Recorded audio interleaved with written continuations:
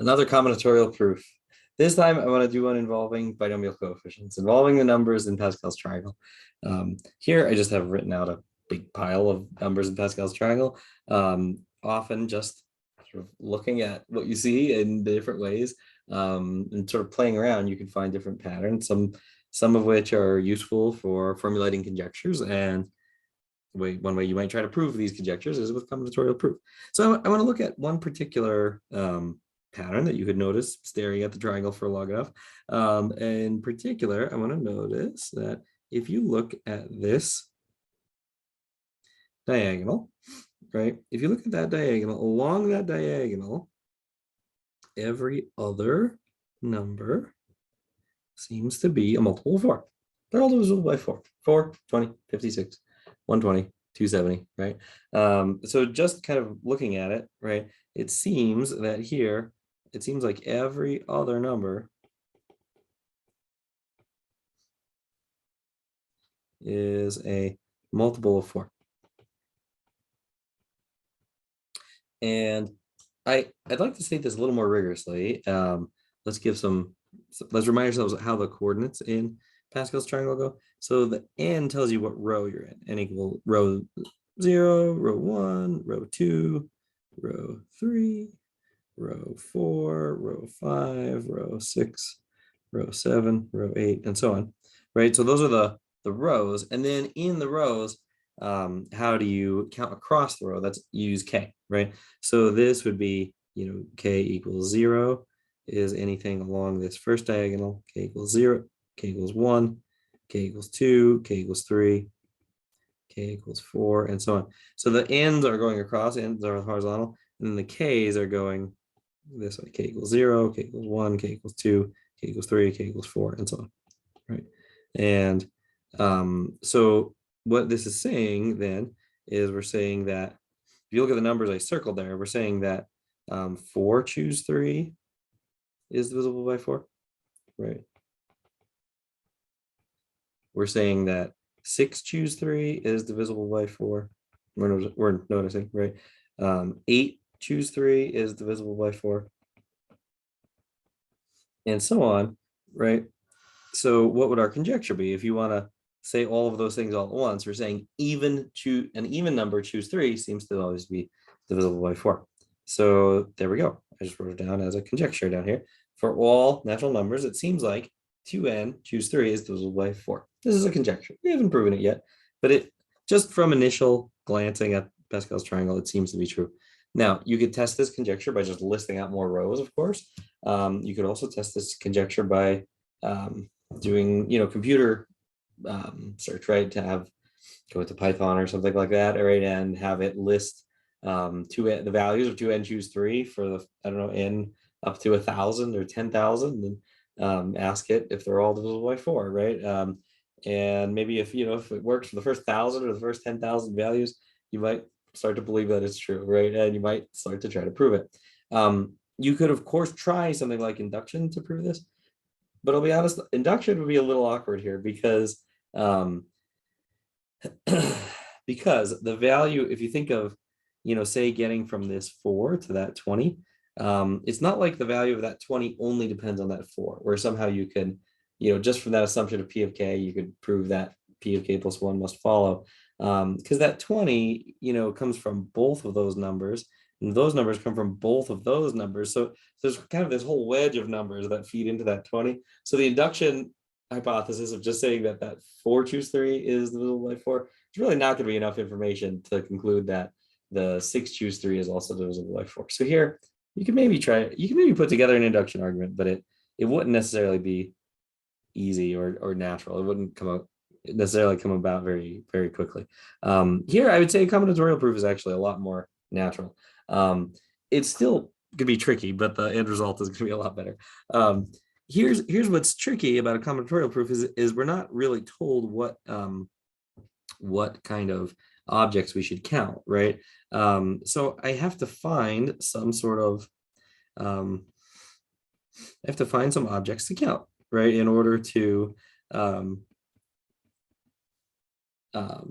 to prove this, right? And in particular, what I could do is I could say, 2n choose 3. What does this represent? This represents subsets of size 3, right, selected from a set with 2n elements, right? That would be one way to interpret this, right?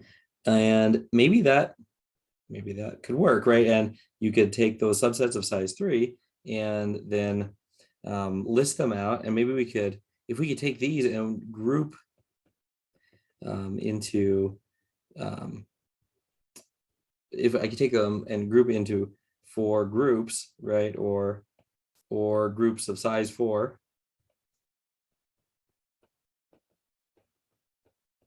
Right, then I could prove this identity, right? If I have some natural way of sorting these into 4 equally sized buckets, right? Or buckets of size 4, then we'll have done a combinatorial proof of this result. The only thing is, and you could try listing this out, I can't think of a supernatural way, well, maybe a supernatural way you could find, right, if you had such powers. I can't think of a particularly natural way to take subsets of size 3 and then group them into groups of size 4. There's just something strange about that. So here's what you can do instead. Remember that the binomial coefficient has 2 different interpretations. This is sort of the no repeats count that you get from, right, at the n choose k, order does not matter, and repeats are not allowed. That's that style of counting. But there's also the stars and bars bijection, which gives us a very different version of this symbol, right? It also gives 3 stars selected from 2n blanks, right? And then the rest become, let's say 3 bars selected from 2n blanks. What does that create? It creates 4 groups of stars when you do that, right? You have 2n blanks, and then you select 1, 2, 3 bars, right? So this is 2n blanks. And now it's going to fill in 1, 2, 3, 4. So we've created 4 groups of stars, right? Because there's one more flavor than there is dividers between the flavors, right? So I like the stars and bars interpretation here.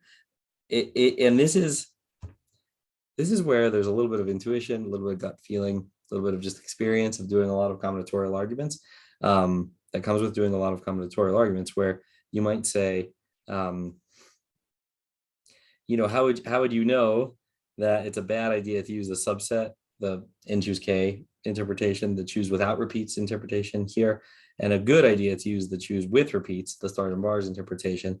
Well, it's just because I'm saying group divisible by 4, and this gives me 4 groups of stars. It just sort of feels promising, right? And that sense of what's promising and what's not, right, is something you just get from experience, from reading lots of combinatorial arguments, trying to build lots of combinatorial arguments. So there's as much art here as science. The proof that we produce will be totally rigorous, right? But how you get there is definitely an art, right?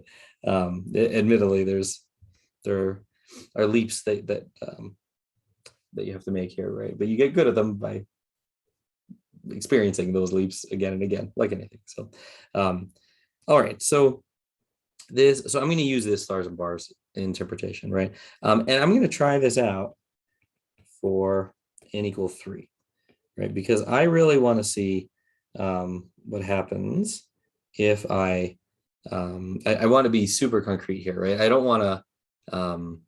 really want to try to write a general proof until I've worked out a concrete case, right? You want to work out a substantial concrete case before you try to generalize it, right?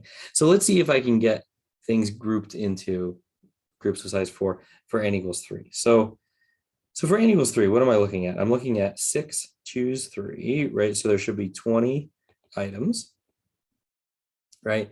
And here, what am I doing? Here I'm selecting 3 stars. Sorry, three bars, right? From 6 stars. And so we can do things like, bar. So we have 1, 2, 3, 4, 5, 6, right? So I could do, for example, I could do, bar, which gives me, and then here I have star, right? I could do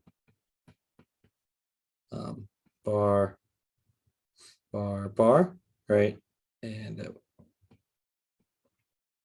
that would give me a star and a star and a star and so on, right? I could do this. But here I kind of want a different notation for this. I really want that 4, right? I want to say divisible by 4. So I want a slightly different notation for our stars and bars. It's something equivalent, but what I want, I really want to see that 4. So what are the 4? I just want to count how many stars of each flavor do I have. And I keep saying flavor because I always think of this as ice cream, right?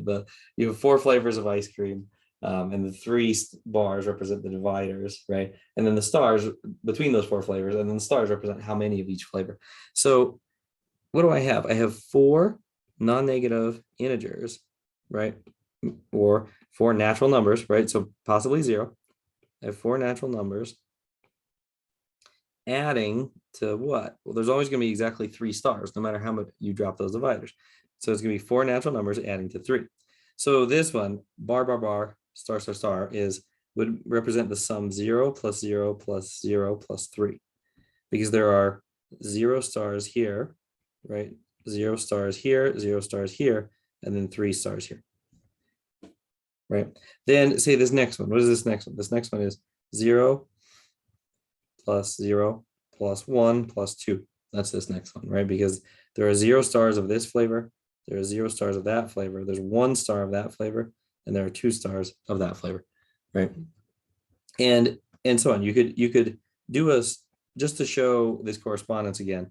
You could say I had the sum 1 plus 0 plus 2 plus 0. Say I had that sum, which is another sum that gives me 3. And I'm just writing it down at random just to go the other way, just so you can see how the stars and bars would come from the summation. Because I'm really translating these stars and bars into something new, into these sums of numbers giving us 3, right? So here you could have, what would this be? 1. So I want a star first to give me that 1. Then I'm going to do bar to say that there's 0 of the second type of star. Then I do star to say that there are 2 of the next type of star, and then bar to get the 0 of that last type of star, right? So that's how we can go back and forth between these objects, right? Okay, well, now why am I saying groups of 4? Why do I really want to see these in the summation form instead of this stars and bars notation? Well, over here, I don't know exactly how I'm going to bundle these into groups of 4. Over here, I think there's a much more natural way to see the groups of 4. And this is how. Take on this side, take the this 0 plus 0 plus 0 plus 3. What is kind of a collection of 4 very natural summations that all kind of relate to that one? Well, I could take that 0 plus 0 plus 0 plus 3, and then just rotate the 3. Do 0 plus 0 plus 0 plus 3 plus 0, and then do 0 plus 3 plus 0 plus 0, and then do 3 plus 0 plus 0 plus 0. Just kind of rotate the whole string, right? And then you get 4 summations that all kind of correspond to that one summation, right? They all somehow relate to each other. So over here, I can rotate 4 times. This is how I can get my groups of 4 on this side, which is not the most natural operation on the other side, on the stars and bar side. But it doesn't matter what side I apply it on because there's a bijection here, right? These are in perfect one-to-one correspondence with each other. So let me now do this. Let me list out, right? List out the sums of 4 non-negative integers or natural numbers, however you want to say it. 4 natural number, non-negative integers adding to 3. And I'm gonna group them by rotation, right? And when I say rotation, I don't mean like, quite geometric rotation, but cyclically permuting the entries, right? So let's look at this. And there should be 20 of them, right? We said 6 choose 3 is 20. Is 20. So there should be 20 in total. So let's see now, can we list out all the possible ways of doing this? So what would I have? I would have, I'd have the 4 that I just mentioned, 0 plus 0 plus 0 plus 3, right? 0 plus 0 plus 3 plus 0, 0 plus 3 plus 0 plus 0, and 3 plus 0 plus 0 plus 0. So there we go. There I have a group of 4, right, on this list. Now, that's a 3 and all zeros. What else? How else can I get to 3? I could do a 1 and a 2, and then 2 zeros. And then again, do all the cyclic permutations of this. Bump. And what do I mean by cyclic? If you move the 2 to the left, when the 1 gets moved to the left, cycle it back to the other end of the expression, right? And then move the 0 left, move the 0 left. So I'm just moving all the entries to the left, right? Permute again.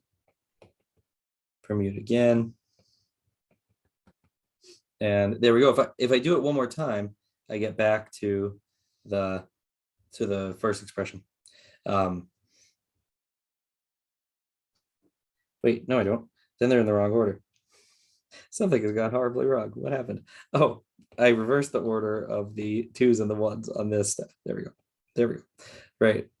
So this is now a group of 4. There we go. What I wrote there, though, with the 2 and the 1 in the other order, that could give me my next group of 4, right? So here's 2 and 1 in the other order. I was getting ahead of ourselves here. There we go, right? Move everything to the left, move everything to the left again, move everything to the left again. Right, so there's another group of 4. And then I'm gonna have one more, right? How can you get a 3? You could do 3 and a bunch of zeros.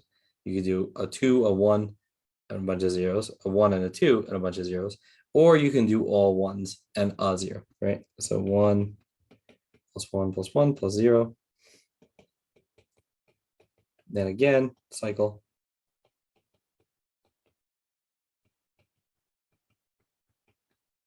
Right, and this gives me another group of 4. Okay, great. And here are my, and there's one more thing we could do. Here, let me move this down a little bit. We can also do, here I had 2 and a 1 with the 1 and 2 next to each other. But we didn't say yet is what about a 2 and a 1 with a 0 in between? That's a different set, right? So let's do that.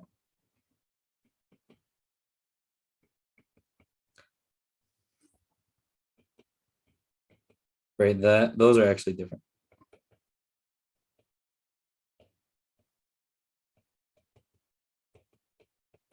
There we go. There's another group of 4. Okay. And again, I realize this is maybe a little tedious listing out all these things, right? But it's worth it for the intuition that you build, right? The proof makes so much more sense if you've worked out the general proof makes way more sense after you've worked out a nice, very specific example. So here we go. This is 20 because it's 5 groups of 4, right? That's what we have here. We have the all zeros and a 3. We have the 1, 2, 0, 0, and all the rotations of that. We have a 2, 1, 0, 0, and all the rotations of that. We have a 2, 0, 1, 0, and all the rotations of that, which covers the 1, 0, 2 case also, right? They're in there when you rotate them. And then we have the all 1s and a 0 case and their rotations, right? So there we go. Now I have all of these elements. And again, notice that these are in perfect correspondence with the stars and bars, right? Like this would be bar, star, bar, star, bar, star, right? That would be 0, 1, 1, 1, right? Or this next one, this would be star, bar, bar, star, bar, star. That would be this one, right? And so on. Here, I'll do just one more just to show. This will be bar, star, star, bar, star, bar, right? There would be the 0 plus 2 plus 1 plus 0, right? So it's a perfect correspondence with, any stars and bars configuration you could think of. We'll have one of these summations that it corresponds to, and vice versa, right? Each appearing exactly once. So now notice that here I have all groups of exactly 4. What's important here? What's important is notice when I do this cyclic rotation, each group under cyclic rotation, right, has exactly, right, each collection has exactly 4 elements in it. And you might say, well, how could it not, right? There are 2 ways it could not, right? How could it not? Well, what if you had a sum that looked like this? A plus A plus A plus A plus A. This would have only 1 element under cyclic rotation because it just rotates back on itself immediately, right? Or you could have something that looked like A plus B plus A plus B, right? This, if you rotate it once, you get something new. But if you rotate it again, it comes back on itself, right? So this has only 2 elements under cycling, right? So this is how it might not have exactly 4 elements per group, right? This would be bad that if this could ever happen, because that would destroy our argument, because then you can't, if it's a bunch of groups of 4 and then maybe a group of 2 or some groups of 1, then you can't say that the whole collection is divisible by 4 anymore. Here we could, for this n equals 3, because we just saw it was all groups of 4, but maybe for a different n, maybe for a larger n, we would get this, and it wouldn't be divisible by 4 anymore, right? So my coffee pot is sad too, right? To be big at me, it's like, oh no, I'm so worried about maybe it's not going to work, right? Maybe this beautiful looking argument is no longer going to hold because of these cases that rotate back on themselves. Well, here's the thing though. What is the total? This is what's going to save us. It is going to work. What's the total of these 4 numbers? They're adding to 3, right? And in general, what are we adding to? You're going to add to, see, it's taken from 2n, right? But then 3 of those we take away to use as bars. So the number of stars is 2n minus 3, right? This is what's going to save us. These situations will not happen, right? Because what is our total? Our total is always going to look like 2n minus 3, right? And you can't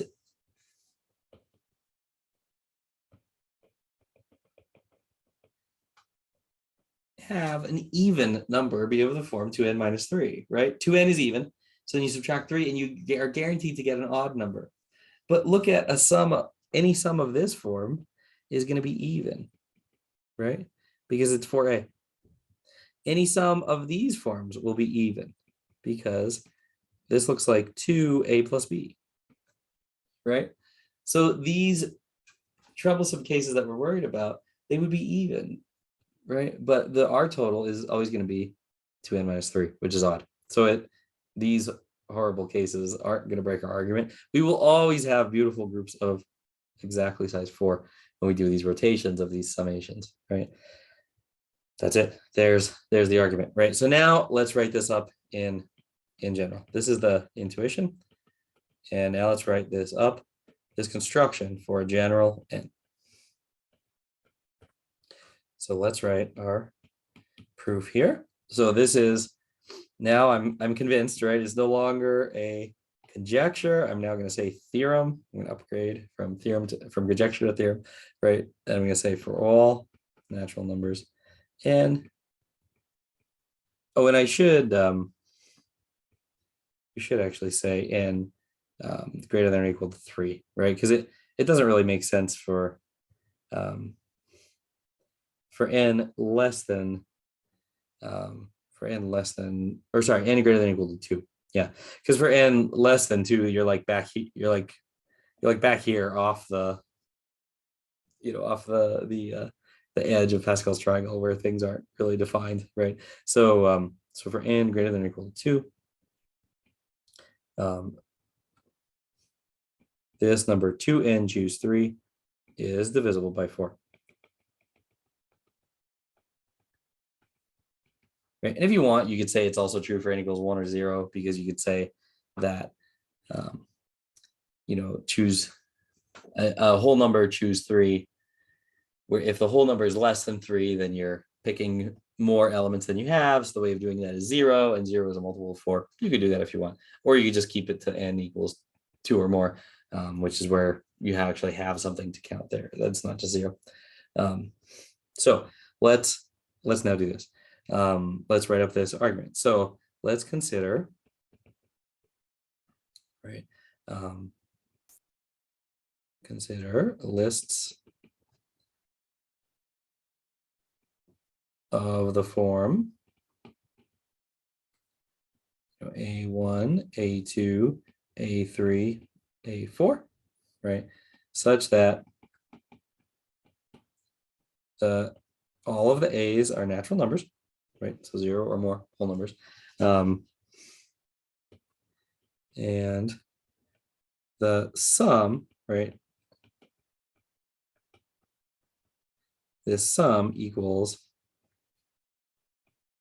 2n minus 3, right?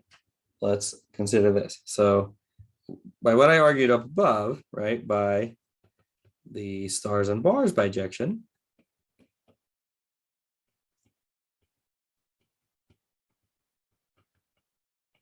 there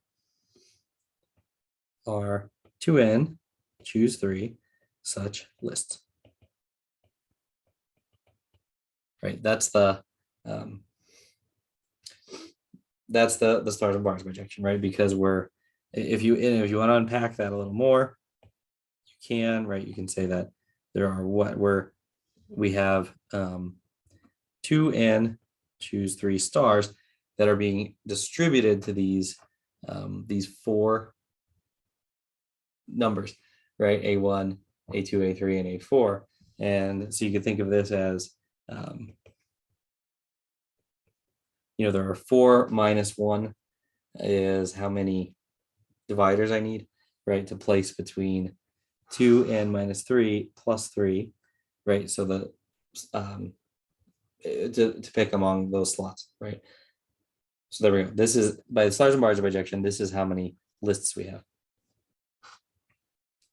Okay, so this is the number of lists of 4 integers that add to 2n minus 3. Sorry, positive, not negative integers, right? Natural numbers that add to 2n minus 3. You don't want to say integers, because then you allow negatives, and then it's just infinite, because you can always cancel out positives and negatives, right? So it's really important that we're just working with natural numbers here. So yeah, we have 2n, choose 3 such lists. But now these lists can be grouped into groups of size 4, right? By grouping together, A1,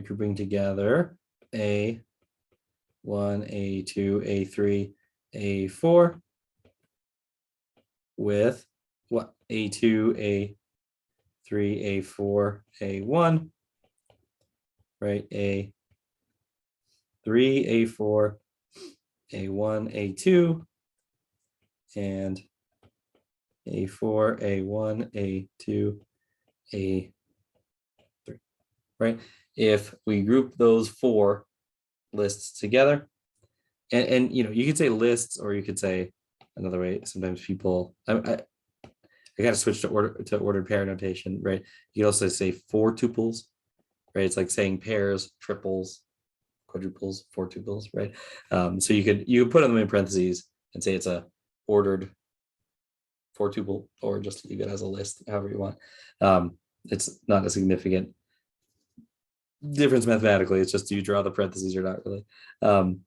All right, so those are the that's how we're going to group these together. And then we just need to say, notice that these groups will always contain 4 distinct elements, right? Because of what we said before, right? Because if you had, right, if 2 of them were equal,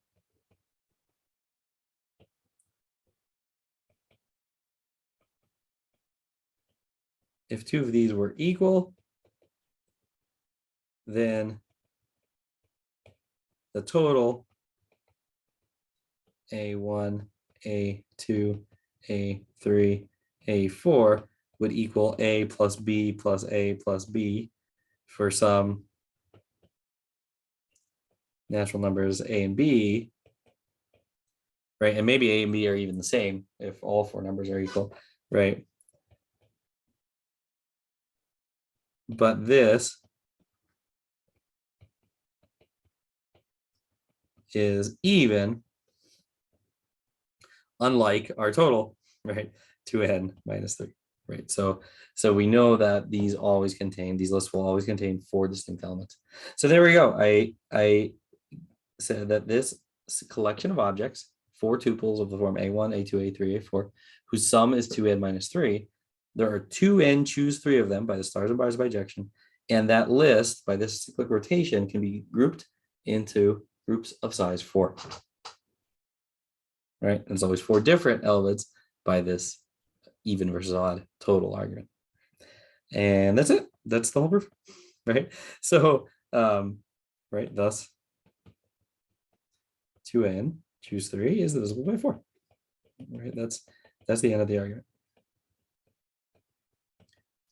Right, that finishes out the argument. So that's our conclusion. Right, at this point we've finished the proof. So just a few key things I want to point out, because this is very characteristic of combinatorial proof. One is that if you're dealing with binomial coefficients, right, very frequently there are combinatorial proofs floating around because binomial coefficients are so good at being interpreted combinatorially. In particular, we have these 2 very common ways, right? Choose with repeats and choose without repeats, both cases where order doesn't matter. So that gives you kind of 2 options right away when you see binomial coefficients. And then you can often, when you're trying to build a combinatorial proof, very often it's hard to just get it, the fully general argument, right from the get-go.